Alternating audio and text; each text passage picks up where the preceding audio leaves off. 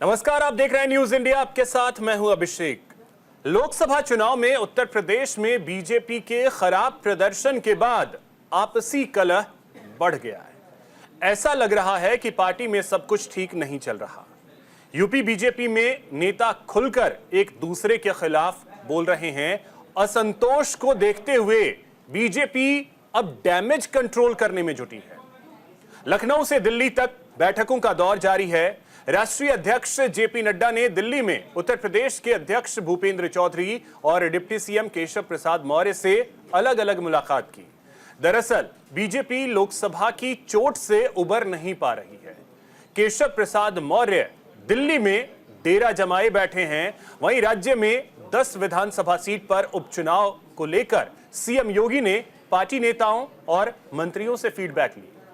मौजूदा वक्त में ऐसे कई सियासी घटनाक्रम सामने आए हैं जिससे लग रहा है कि यूपी बीजेपी में ऑल इज नॉट वेल, क्योंकि राज्य के डिप्टी सीएम केशव प्रसाद मौर्य के तेवर कुछ ऐसे ही संकेत दे रहे हैं। बीजेपी में जारी घमासान पर समाजवादी पार्टी अब खुलकर बोल रही है। समाजवादी पार्टी के मुखिया अखिलेश यादव ने निशाना साधा है। उन्होंने कहा कि बीजेपी अंदरूनी झगड़ों के दलदल में धंसती जा रही है। जनता के बारे में बीजेपी में कोई सोचने वाला नहीं है। वहीं अखिलेश यादव के बयान पर केशव प्रसाद मौर्य ने पलटवार किया और कहा कि प्रदेश में गुंडा राज की वापसी नहीं होगी। भले केशव प्रसाद मौर्य अखिलेश यादव पर हमलावर हैं, लेकिन बीजेपी में पिछले 3 से 4 दिनों में जो हुआ है, इसे देखते हुए राजनीति के जानकार इसे बीजेपी के लिए शुभ संकेत नहीं मान रहे। देखिए, प्रदेश कार्य समिति एक हमारा संगठन के जो कार्यक्रम होते हैं उसका हिस्सा है। जिला कार्य समिति, प्रदेश कार्य समिति, राष्ट्रीय कार्य समिति, और मैं कह सकता हूँ संगठन का तंत्र राष्ट्रीय लेवल से लेकर बूथ तक या बूथ से लेकर राष्ट्रीय लेवल तक है तो केवल और केवल भाजपा में है। और भाजपा का ही निष्ठावान देवतुल्य कार्यकर्ता ऐसा है जो निस्वार्थ भाव से 365 दिन काम करता है। तब मैं कह सकता हूं कि आने वाले समय में इस पर चर्चा अलग से होती है, लेकिन अपने प्रदेश कार्य समिति में पिछले कामों की समीक्षा भी होती है। साथ ही साथ राजनीतिक प्रस्ताव भी पारित हुआ है। हमारे राष्ट्रीय नेताओं के मुख्यमंत्री जी का, माननीय राष्ट्रीय अध्यक्ष जी का मार्गदर्शन मिला है और हम जो भी पार्टी आदेश करेगी उसको आगे बढ़ाने का काम करेंगे। देखिए, संगठन तो संगठन पूरे विश्व में सब लोगों को पता है, ये सबसे बड़ा संगठन है। 19 करोड़ के कार्यकर्ता हैं। उन्होंने बात सही कही, 19 करोड़ के कार्यकर्ता है और संगठन को ही लेके, संगठन से ही सरकार बनती है, तो इसको हम लोग प्रणाम करते हैं। हम लोग तो पूरे संगठन की हमारी यही प्रधानमंत्री मोदी जी कहते हैं, यही पूज्य महाराज जी ने भी अपने भाषण में कहा, ये राष्ट्रीय अध्यक्ष जी अमित शाह जी भी यही कहते हैं। तो संगठन को तो हम लोग संगठन की वजह से ही खड़े हैं। भाई, बूथ पर संगठन लड़ता है, चुनाव संगठन लड़ता है, कार्यकर्ता लड़ता है। मैं अकेले तो पूरे लोकसभा में नहीं गया ना, संगठन मेरा दौड़ा। ये मेरा पूरा संगठन जो खड़ा है, जान झोंक दी है, तब हम लोग इतना इस झूठ की आंधी में ऐतिहासिक जीत निकाल के लाए। भारतीय जनता पार्टी अपने हारे हुए लोगों के साथ खड़ा होना चाहती है या हारे हुए लोगों के साथ खड़ा होना चाहती है। लखनऊ में 80 करोड़ का जो आदेश था, इसको रोक दिया गया। क्या उस चुनाव को लेकर ऐसा किया गया? ये कमजोर पड़ गए हैं, ये सभा के नेता ये कमजोर पड़ गए हैं। एक दूसरा जो बाई इलेक्शन है, आप सही कह रहे हैं, 2 केवल ये फैसला टला है। नहीं, वो दर्द सिराथू वाला है। जो सिराथू में चुनाव हार गए थे केशव मौर्य जी, वो दर्द वो है। वो दर्द अभी तक उनकी पीछे लगा है, चला आ रहा है। उसी दर्द से केशव मौर्य परेशान है और वो दर्द बड़ा दुखदाई दर्द है। वो उनके और मुख्यमंत्री जी के बीच का दर्द है। वो जनता समझ चुकी है और जनता उसका जवाब लगातार दे रही है।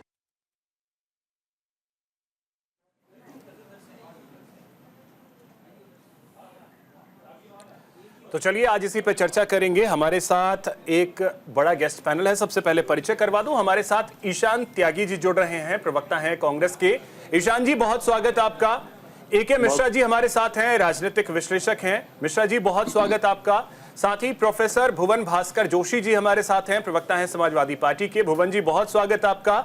रत्नाकर जी हमारे साथ हैं, नेता हैं बीजेपी से। रत्नाकर जी, बहुत स्वागत आपका। ओंकारेश्वर पांडे जी हमारे साथ जुड़ेंगे थोड़ी देर में। चर्चा की शुरुआत आपसे रत्नाकर जी, ये चल क्या रहा है उत्तर प्रदेश में? Party with difference, party with emotions, party with एक ह्यूज कार्यकर्ता, जिसके लिए कहा जाता है कि 19 करोड़ कार्यकर्ता, जो अभी आपने सुना भी होगा, कह रहे थे रवि किशन जी। अब सवाल यह है कि आप सबसे अलग होने का दावा करते हैं और परिस्थिति ये आ गई है उत्तर प्रदेश में कि खुलकर जिसका जो मन हो रहा है बयान दे रहा है। देखिए, एक चीज मैं स्पष्ट तौर से कहना चाहता हूं कि कहीं ना कहीं उत्तर प्रदेश में भारतीय जनता पार्टी के बारे में जो कयास लगाए जा रहे हैं, वो कयास जो है बेबुनियाद है और निरर्थक।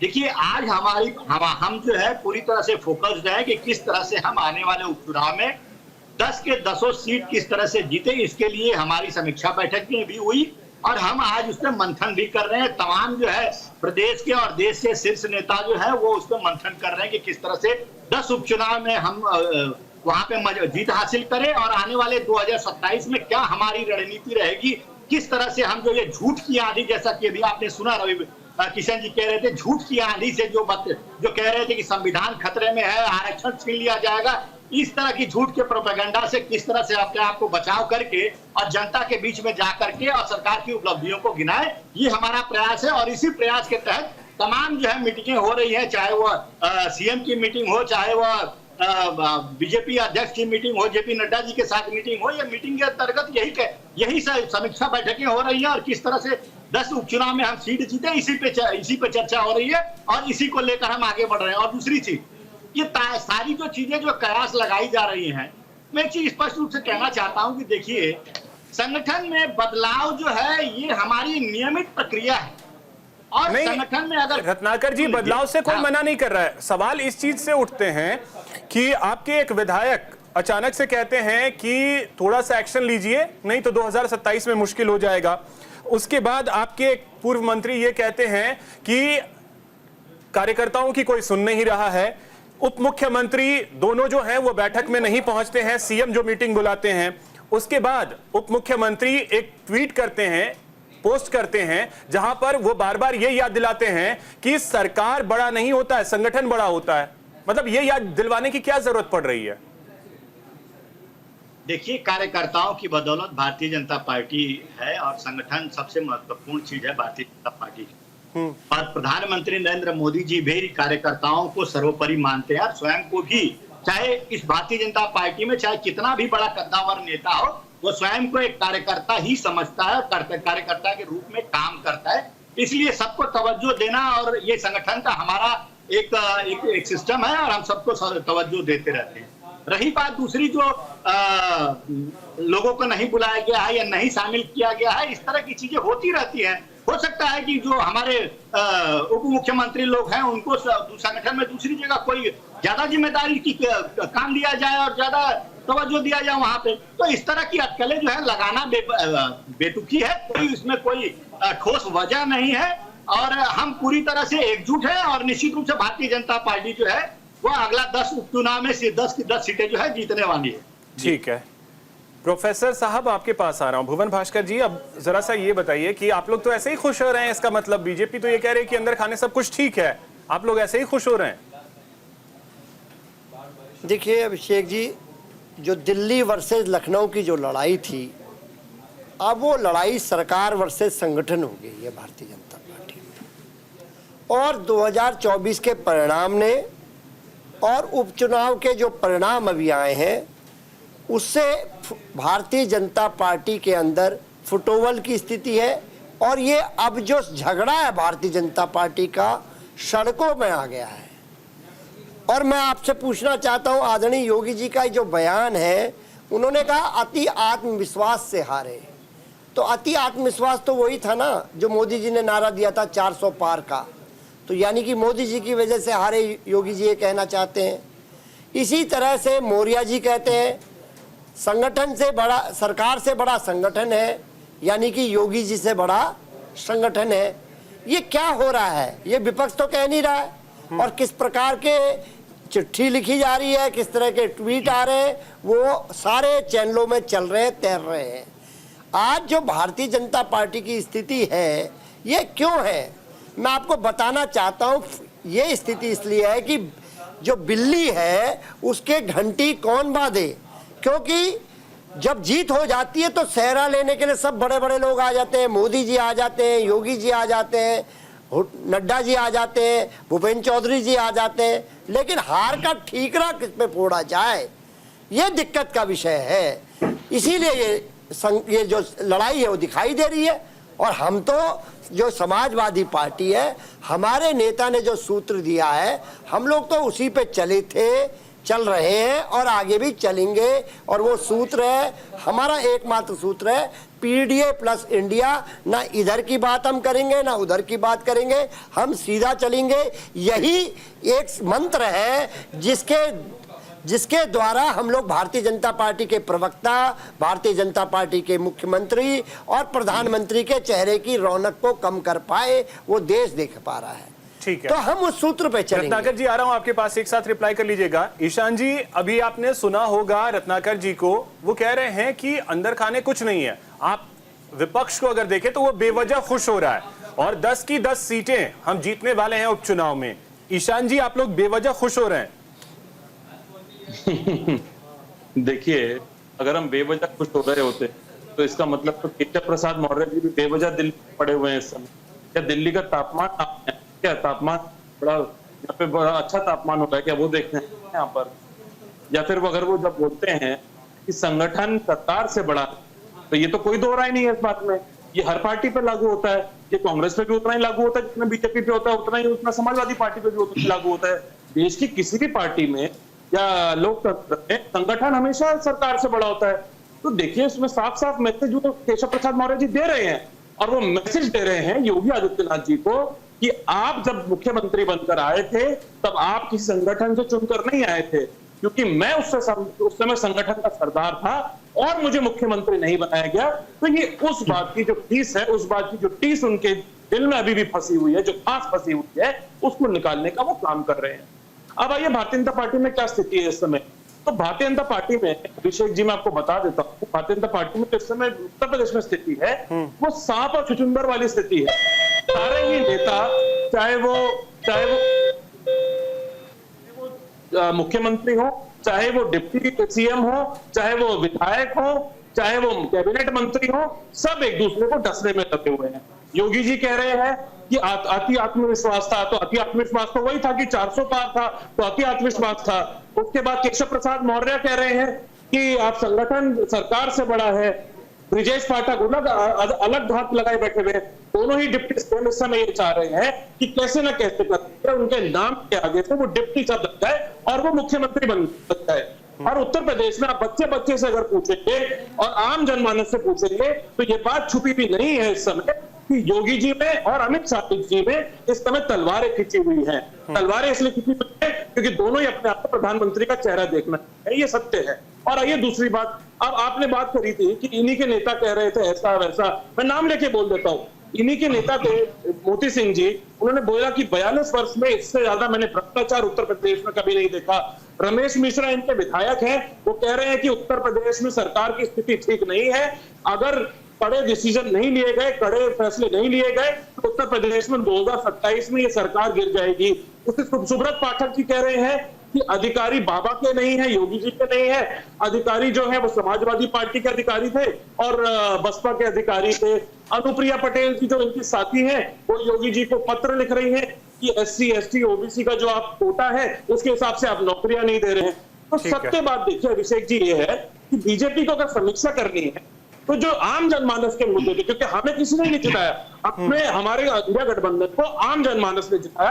आम जनमानस के मुद्दे ये थे, बेरोजगारी का बहुत बड़ा मुद्दा है उत्तर प्रदेश से आता हूँ, श्रमिकों का बहुत बड़ा मुद्दा है, श्रम नहीं मिलता है, रोज नहीं मिलता है श्रम, और मिलता भी है तो वेतन बहुत कम है। किसानों का बहुत बड़ा मुद्दा है उत्तर प्रदेश में, महंगाई एक बहुत बड़ा मुद्दा है उत्तर प्रदेश में। आप देखिए गरीबों पे बुलडोजर चलाए जा रहे हैं, और ये मैं नहीं कह रहा हूँ, इन्हीं के साथ ही कह रहे हैं बुलडोजर चलाए जा रहे हैं गरीबों पर, और ये सत्य है। तो ये सब मुद्दों पे ठीक है, रत्नाकर जी आप रिप्लाई कीजिए और सरकार को ईशान भाई कार्रवाई करनी चाहिए, रत्नाकर जी आप रिप्लाई कीजिए। देखिए अभिषेक जी, भारतीय जनता पार्टी में एक परंपरा है, उसको कोई भी अगर कोई बात कहता है तो हम उसको सकारात्मक दृष्टिकोण अपनाते हैं और उसको आत्मसात करते हैं और अपने संगठन को कैसे मजबूत बनाना है ये हम देखते हैं। और आज तीसरी बार प्रधानमंत्री नरेंद्र मोदी जी प्रधानमंत्री बने हैं, तो वो संगठन के कार्यकर्ताओं के मेहनत और हमारी नीतियों के वजह से और प्रधानमंत्री मोदी जी के कार्यों की वजह से बने। ये पूरा एक जो हमारे ऊपर इल्जाम लगाने की जो कोशिश कर रहे हैं भाई साहब, ये जरा अपने कांग्रेस पार्टी में झांक कर देखिए। हमारे यहाँ या कोई पार्टी ऐसी नहीं है कि अगर कोई प्रदेश का अध्यक्ष है तो वही मुख्यमंत्री बनेगा, ये हमारे यहाँ कोई परिपाटी नहीं। हमारे यहाँ ये कोई परिपाटी नहीं है कि अगर कोई व्यक्ति नाराज है हमारे संगठन में तो उसको पूछा नहीं जाए, भले वो पार्टी छोड़कर चला जाए।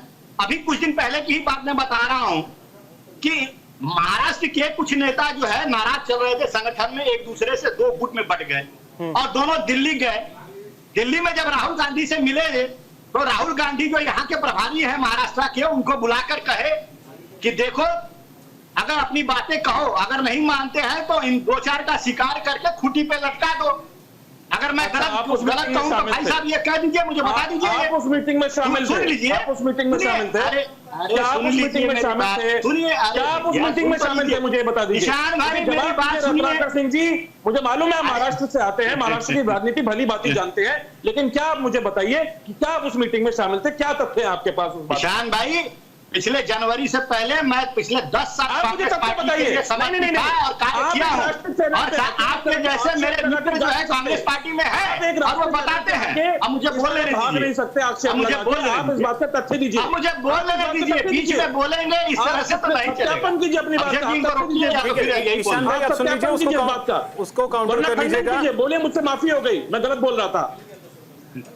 हाँ सुन लीजिए।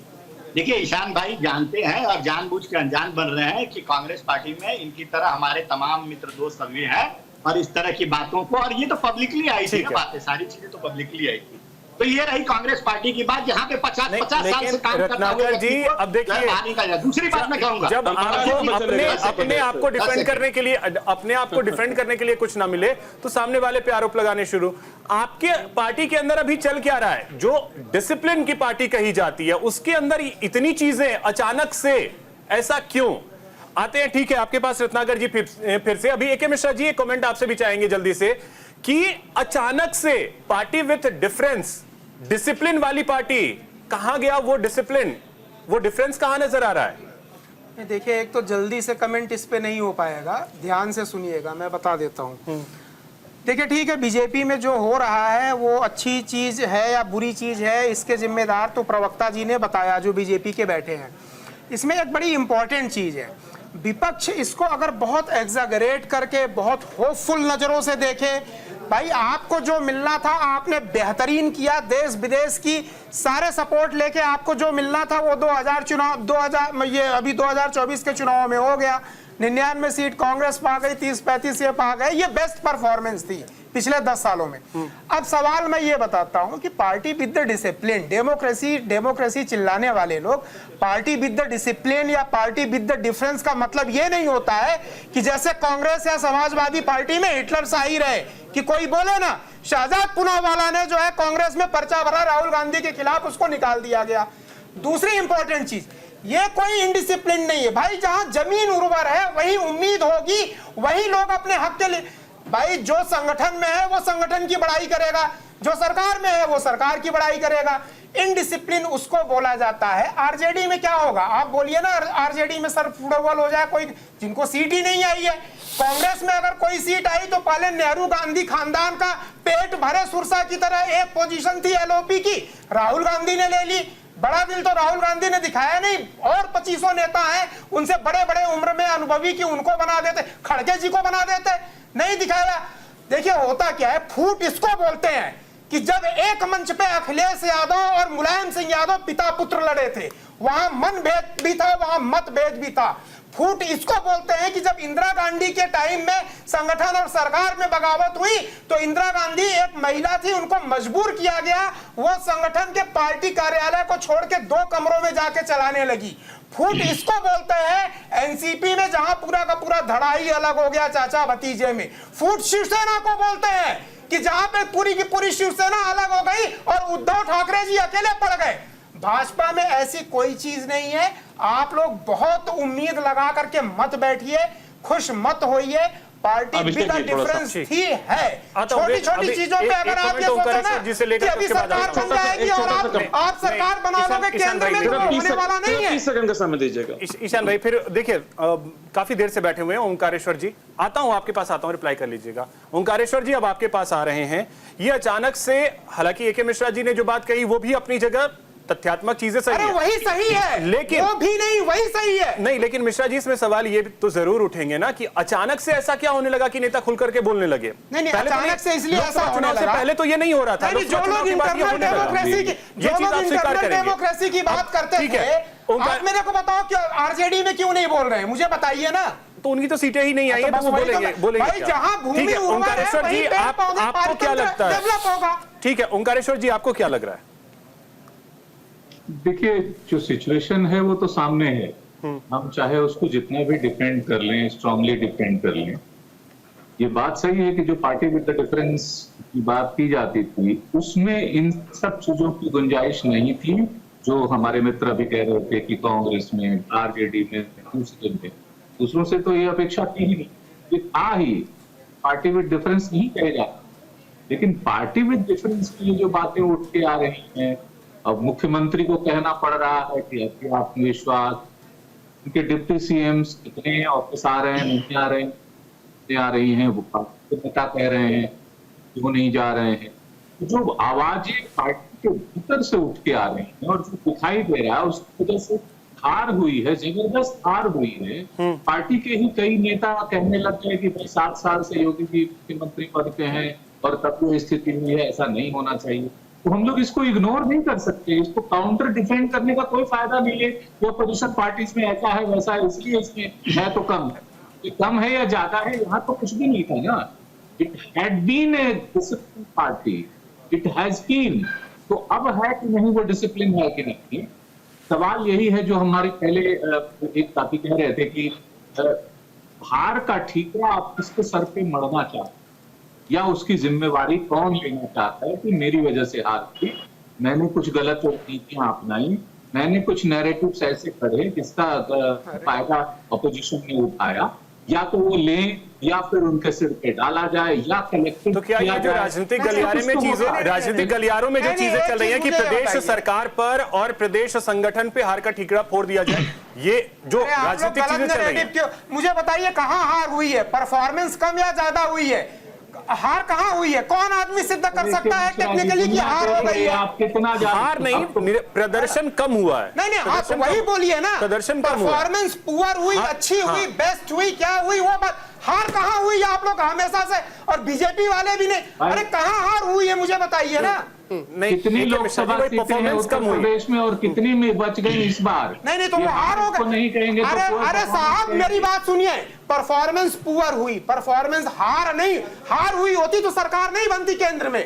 परफॉर्मेंस कम हुई, रत्नाकर भी आपकी आवश्यकता नहीं है, मिश्रा जी पूरा कर ले रहे हैं। नहीं, आवश्यकता की बात नहीं है, ऐसे तो मुझे भी आवश्यकता नहीं। आप मुझे बताइए हार गई तो सरकार कैसे बन गई सर?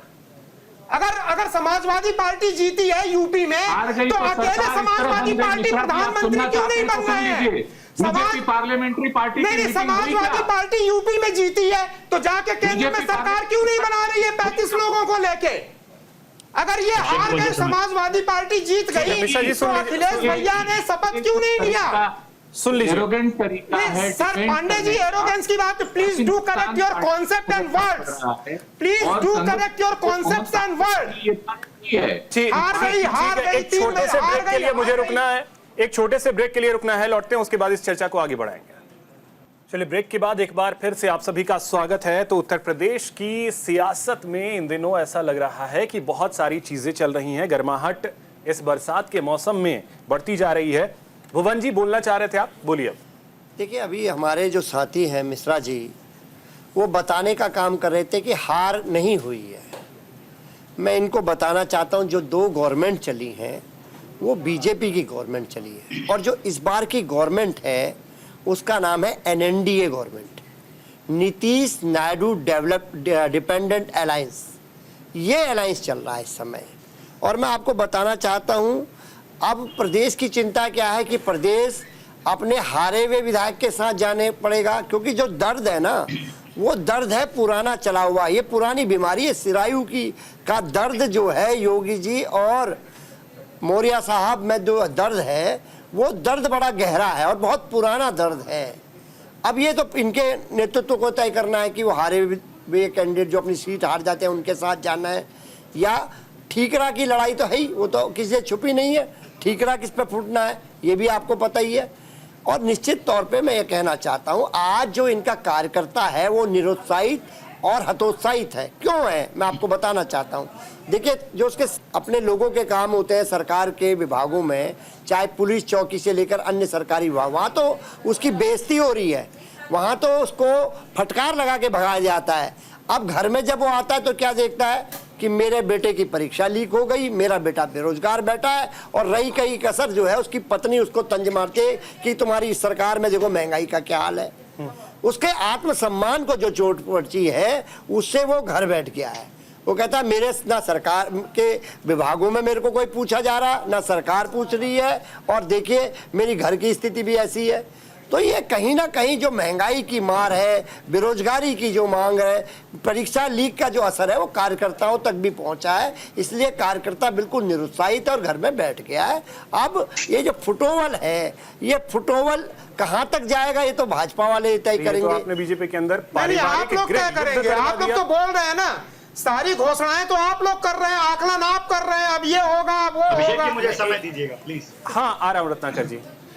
ये तो भुवन जी आपने पारिवारिक गृह युद्ध करवा दिया बीजेपी के अंदर। गृह युद्ध नहीं, देखिए कार्यकर्ता, देखिए ये तो एमएलसी साहब ने जिन्होंने चिट्ठी लिखी है उन्होंने कहा कि कार्यकर्ताओं की नहीं सुनी जा रही, कई मंत्री लेवल के लोग चर्चा कर चुके हैं। तो ये तो अच्छी बात है, पार्टी फोरम पे अगर बातें रखी जाती है तो फिर उसमें दिक्कत क्या होता है? आप लोग कहते हैं कि वो उनके अंदर लोकतंत्र नहीं है, तो ये तो लोकतांत्रिक तरीका है, इसमें भी दिक्कत। लोकतांत्रिक, मैंने कहा ना, कार्यकर्ता कहां से हतोत्साहित है। ये आज 7 साल सरकार को हो गए, 10 साल सेंटर की सरकार को हो गए ये, और अभी जो चुनाव हुए, हमारे साथी भूल गए मिश्रा जी जो चुनाव हुए 2024 के बाद एक और चुनाव हो गया, उपचुनाव, उसमें भी बड़ी फजीयत हुई है भारतीय जनता पार्टी की। नहीं, अब इसका मैं आपको बता दूं, फिर आप कॉन्सेप्ट मिश्रा जी थोड़ा सा मुझे बता, ये छोटी मोटी जो चीजें होती है ना मिश्रा जी। अच्छा, ईवीएम पे तो अब की बार कोई दोष नहीं था ना आप लोगों का। मिश्रा जी थोड़ा सा धैर्य रखिए, सुन लीजिए उसके बाद। मिश्रा जी मैं आपको बताना चाहता हूँ, उसमें भी दिक्कत है, अब उसका भी ठीक रहा किस पे फोड़े।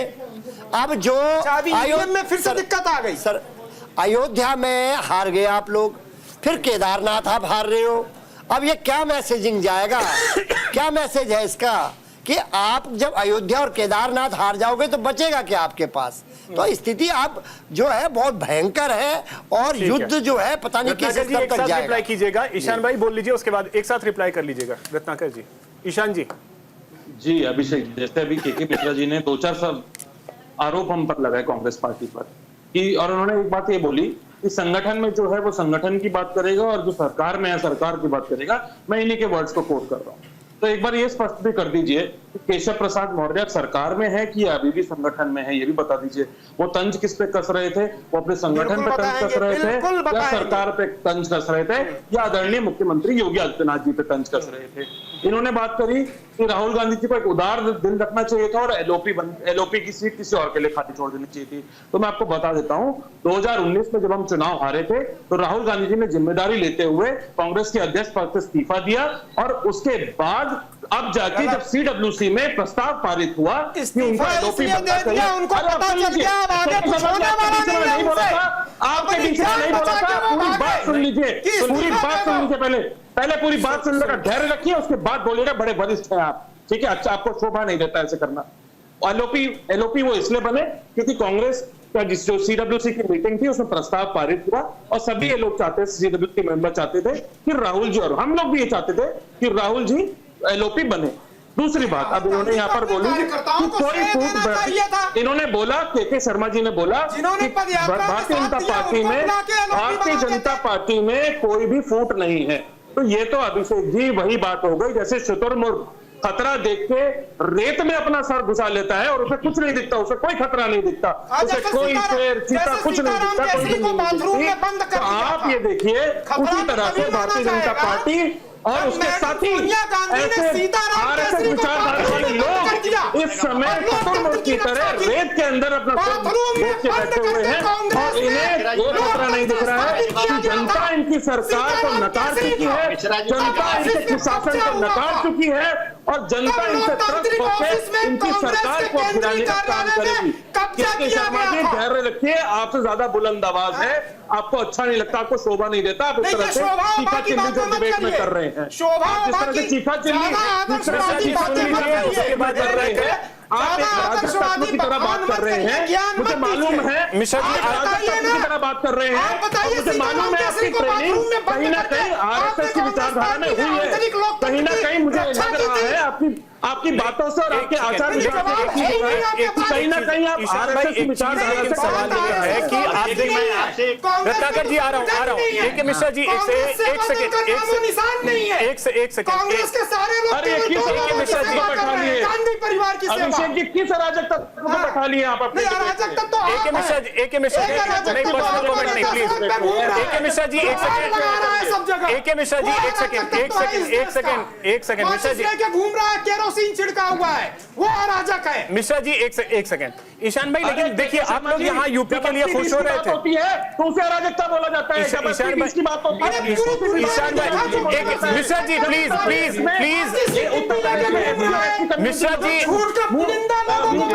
मिश्रा जी प्लीज अरे ऐसा नहीं मिश्रा जी प्लीज आप आरएसएस की विचारधारा के लक्ष्य मुझे मालूम है, अगर कैमरा नहीं किया तो आपकी खाकी मिश्रा जी और ईशान भाई ऐसे नहीं सर प्लीज मिश्रा जी ऐसे में फिर मुझे ऑडियो डाउन करवाना पड़ेगा। देखिए संगठन को लगा दिया, दो लोगों की सेवा करो, एक खानदान की।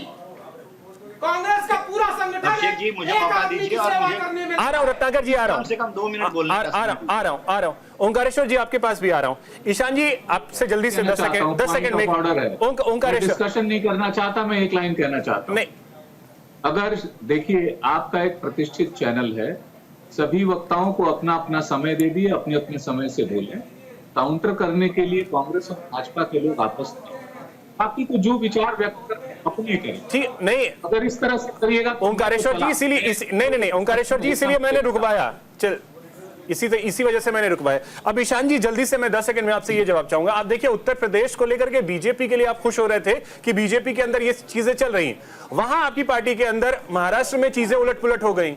तो पार्टियां कोई भी हो, हर किसी के अंदर तो वही हाल है। महाराष्ट्र में किसने बोला चीजें उलट पुलट हो गई? अगर उलट पुलट चीजें हुई होती तो महाराष्ट्र में हमारी सीटें नहीं बढ़ती। हम सबसे बड़ी पार्टी बन के उभरे हैं महाराष्ट्र में इस लोकसभा चुनाव में। एमएलसी इलेक्शन में क्रॉस वोटिंग, एमएलसी इलेक्शन में क्रॉस वोटिंग। सुन लीजिए और दूसरी बात आप ये देखिए, उत्तर प्रदेश में कहीं ना कहीं भारतीय जनता पार्टी क्यों हार रही है?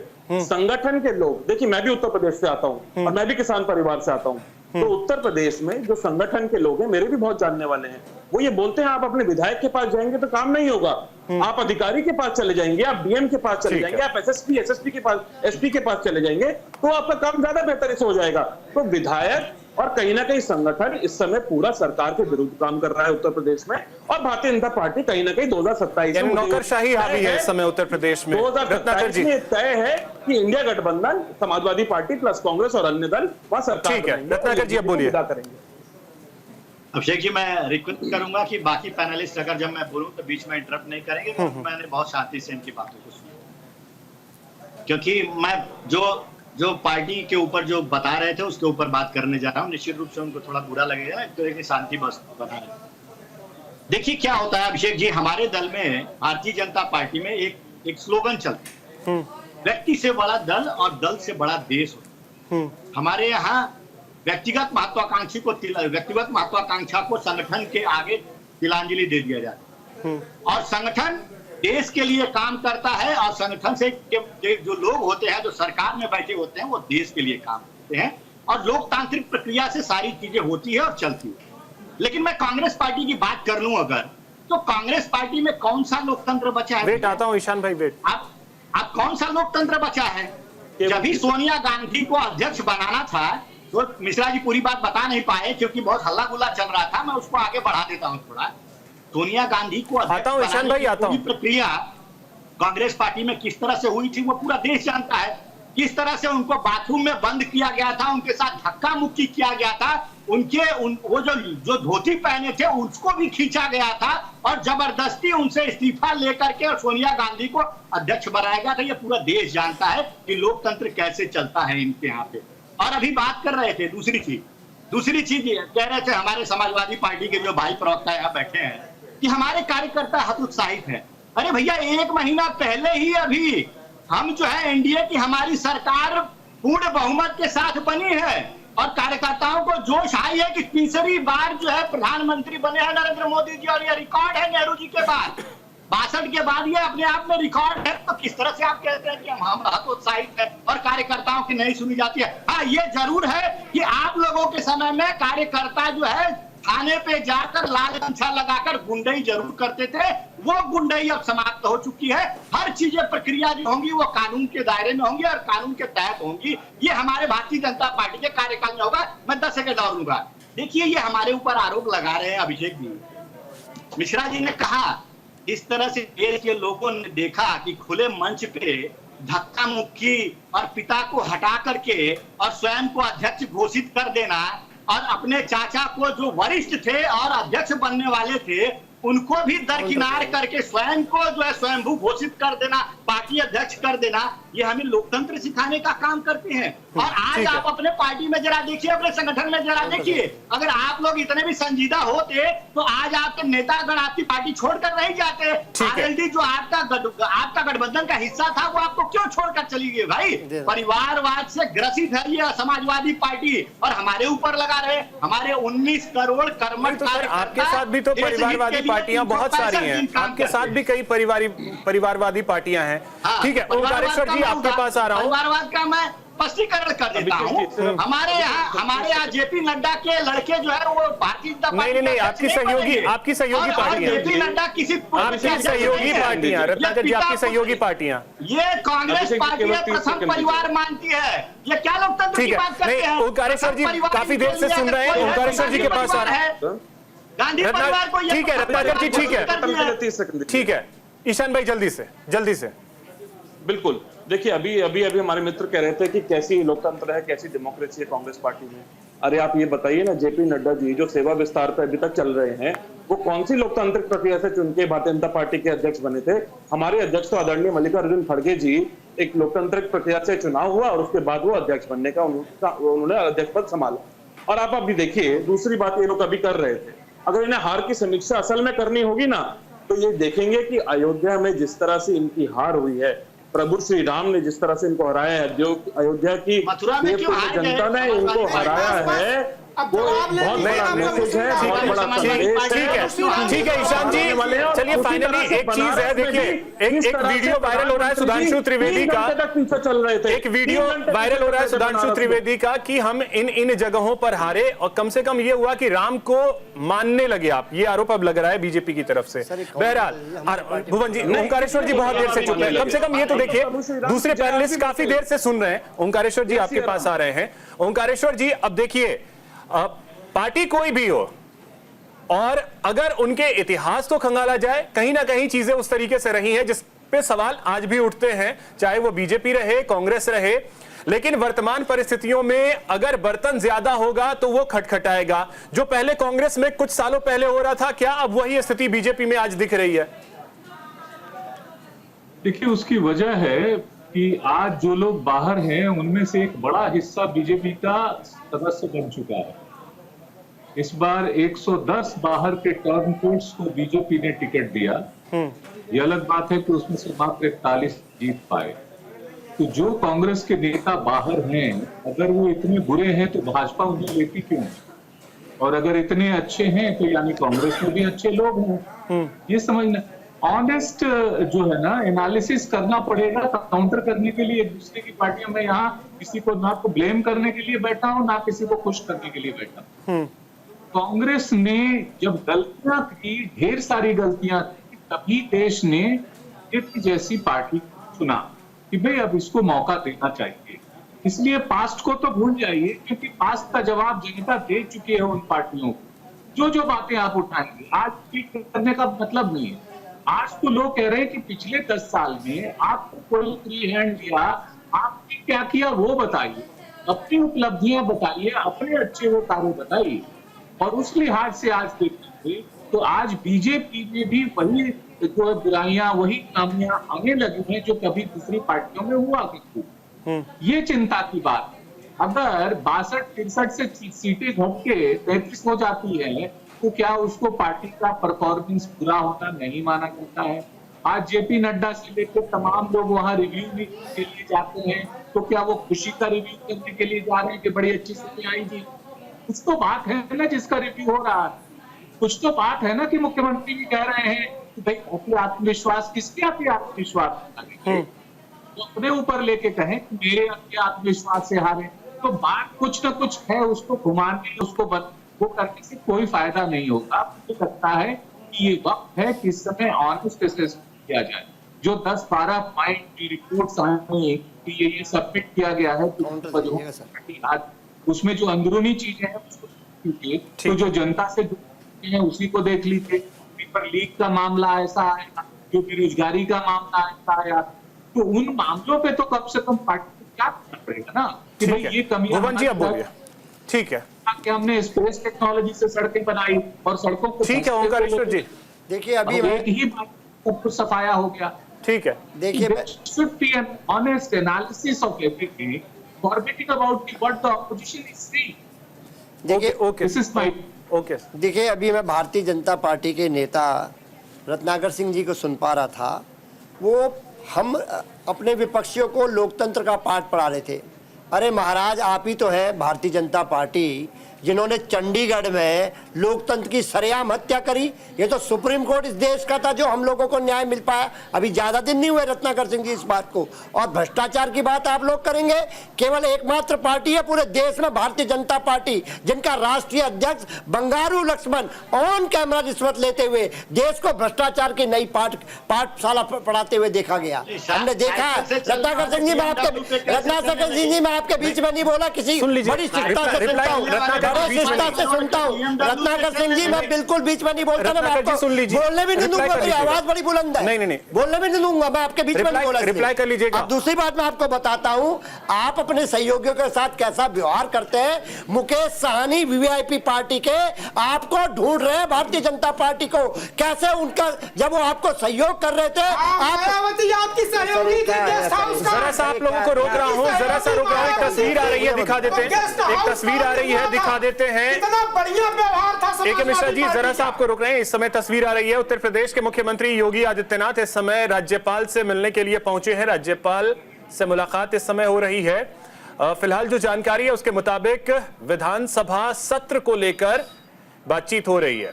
ये तस्वीरें सीधे इस समय हम आपको दिखा रहे हैं। लखनऊ से गवर्नर हाउस पहुंचे हैं मुख्यमंत्री योगी आदित्यनाथ।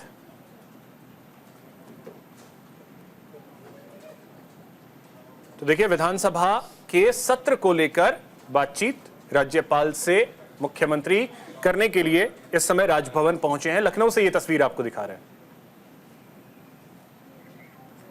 अब भुवन जी बोलिए।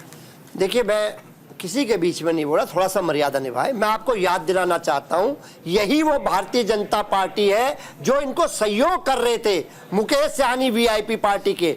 जब इनके साथ गठबंधन में थे, ये इन्होंने उनकी पार्टी को तोड़ा। 4 में से 3 विधायक उनके तोड़ के उनको छोड़ने का काम करा। ये यही भारतीय जनता पार्टी है। ये आज कांग्रेस को, सपा को पाठ पढ़ा रही है लोकतंत्र का, भ्रष्टाचार का और सहयोगी पार्टियों के साथ कैसा बर्ताव करे। और परिवारवाद की बात बताऊं सर आपको, रत्नाकर जी, शायद उत्तर प्रदेश आप घूमते नहीं है, महाराष्ट्र में ही रहते हैं। आपके सारे जितने सहयोगी हैं, सारे परिवारवाद की प्रथम पाठशाला है। जरा पता कर लीजिएगा, पढ़ाई बढ़ा लीजिएगा थोड़ी सी अपनी। ठीक है, AK मिश्रा जी पहले बोल रहे, उसके बाद। देखिए, मैं बड़ी विनम्रता से बोलूंगा।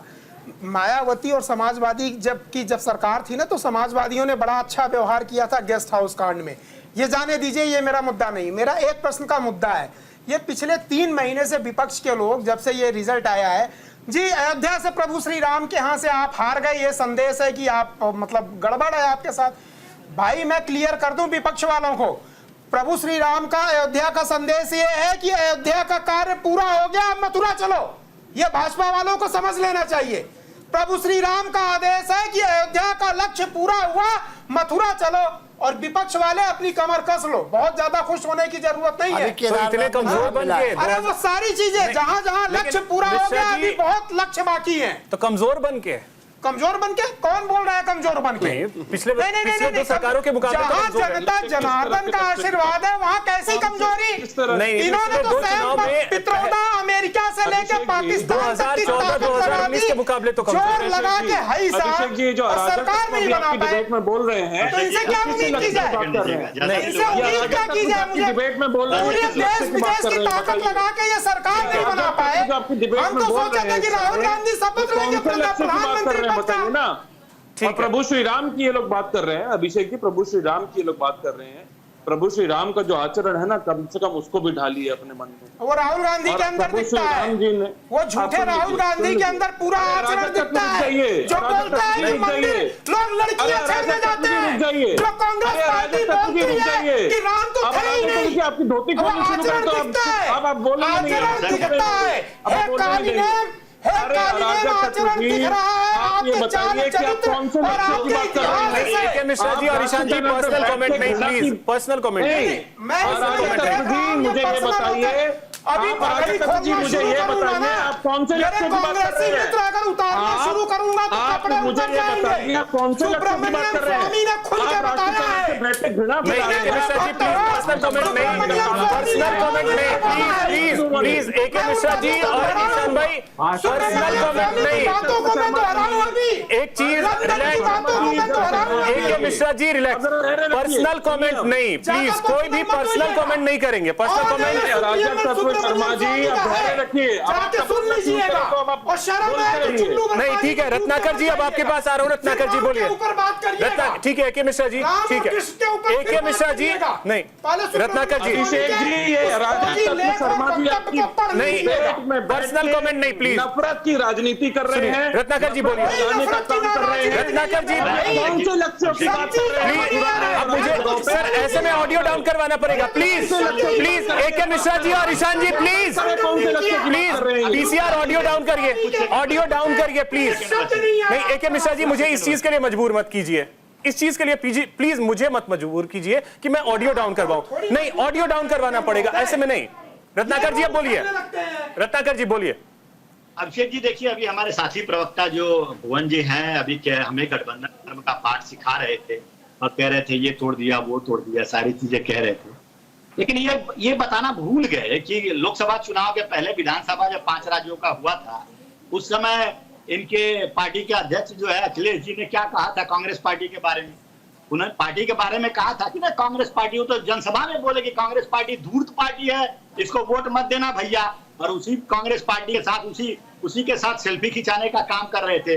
कहीं साथ में रहते हैं और कहीं खिलाफत में लड़ते हैं, तो ये जनता समझती है। आप लोग का चरित्र जनता को बहुत अच्छे तरीके से मालूम है। और दूसरी चीज हमारे ऊपर भ्रष्टाचार का आरोप लगा दिया जनता ने। ठीक है जनता ने उसका जवाब दिया है। एक क्लोजिंग कमेंट अब बस मैं आ रहा हूँ ओंकारेश्वर जी आपके पास, क्लोजिंग कमेंट आपके पास ओंकारेश्वर जी। क्या ये हाई टाइम है बीजेपी को सोचने के लिए कि अब बीजेपी को सोचना पड़ेगा? बिल्कुल सोचना पड़ेगा, 2-3 बातों को सोचना पड़ेगा। एक तो जो मुद्दे वो लेके चले थे वो मुद्दे बहुत सफल नहीं हुए। राम मंदिर से लेके तमाम जो हिंदुत्व का मुद्दा है वो नहीं चला। उसी तरह से संविधान की बातें अगर गलत तरीके से भी आई और कुछ सांसदों ने बीजेपी के कहा तो तुरंत बीजेपी को उसको कंट्राडिक्ट करना चाहिए था, कहना चाहिए था कि नहीं साहब ऐसा कुछ नहीं है, बदलाव नहीं होना। वो समय पे उसको ठीक से क्लैरिफिकेशन और उनके खिलाफ कोई सुना होगा, वो नहीं हुआ। तो मैसेज गया कि भाई ये चुप्पे से कह तो रहे हैं लेकिन कुछ न कुछ। दूसरी बात, आपको डेवलपमेंट और जो महंगाई और बेरोजगारी के मुद्दे को गंभीरता से लेना पड़ेगा। आप जितना भी इग्नोर करेंगे उतना ही असंतोष जनता में बैठता जाएगा। तो आपको एनालिसिस आप ऑनेस्ट तरीके से कि आने। दूसरी बात ये भी है कि आप अपने कार्यकर्ता अगर इतने खुश हैं, जेपी नड्डा जी को कहना पड़ा कि संघ की आवश्यकता नहीं है, फिर ये लेख आए तमाम के उसमें संघ को कहा ही नहीं गया था कि वो सपोर्ट करें। संघ और भाजपा के रिश्ते कैसे बेहतर होंगे, कैसे ठीक होंगे, ये सब तो पार्टी देखना पड़ेगा ना। बिल्कुल, तो ये सोचने का समय है और बीजेपी को सोचने की जरूरत है। अंदर खाने जो भी चीजें हैं वो दुरुस्त करें, तभी चीजें बेहतर हो सकेंगी उपचुनाव में भी। बहुत शुक्रिया आप सभी का हमारे साथ जुड़ने के लिए और इस चर्चा में शामिल होने के लिए। फिलहाल इतना ही, नमस्कार।